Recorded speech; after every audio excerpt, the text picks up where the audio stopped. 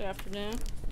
Now I know Anthony's probably a little bit disappointed that he's not up here today, but since he did some TV this morning, he was able to go ahead and get his hair and makeup done, so I think he'll be okay.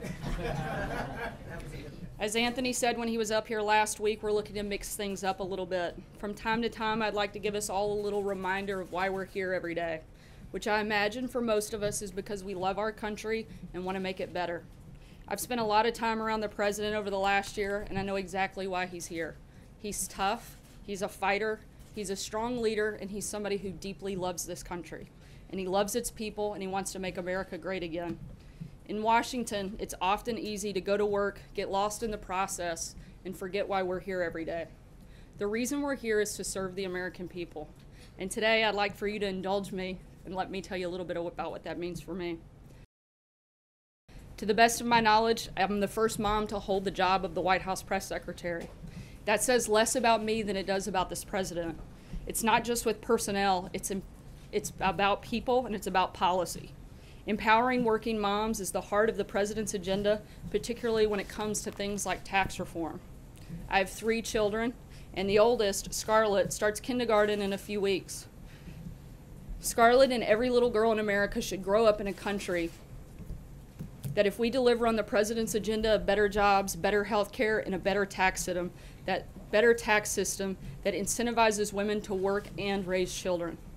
As a working mom, it's not lost on me what a great honor and what a privilege it is to stand here at the podium, and I thank the president for the opportunity. I'll always do my absolute best to truthfully answer your questions and deliver the president's message. Jonathan, I'll preempt you from asking that question later.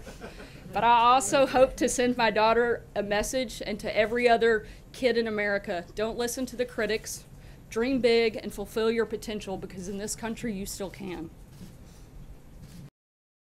To remind us a little bit more often about some of the forgotten men, women, and children that we're here to serve and that the president is fighting for, we're going to start the White House briefing every once in a while with a letter or an email that we may receive from some of those individuals. To kick it off with that process, I'd like to read you a letter from 9-year-old Dylan. My name is Dylan Harbin, but everybody calls me Pickle. I'm 9 years old and you're my favorite president. I like you so much that I had a birthday about you. My cake was the shape of your hat. And then Dylan goes on to ask a few questions. How old are you? Dylan, President Trump is 71 years old. How big is the White House? The White House is 168 feet long. It's 70 feet tall on the south side and 60 feet 4 inches tall on the north. And it takes 300 gallons of white paint to cover the exterior of the White House residence. It has 132 rooms and approximately 55,000 square feet. How much money do you have?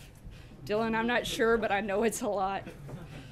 I don't know why people don't like you. Me either, Dylan. You seem really nice. Can we be friends? I'm happy to say that I directly spoke to the president, Dylan, and he would be more than happy to be your friend. My picture is in here, so if you can, see me and say hello. Dylan, I hope you're watching because the president wanted me to personally tell you hello. Your friend, Dylan.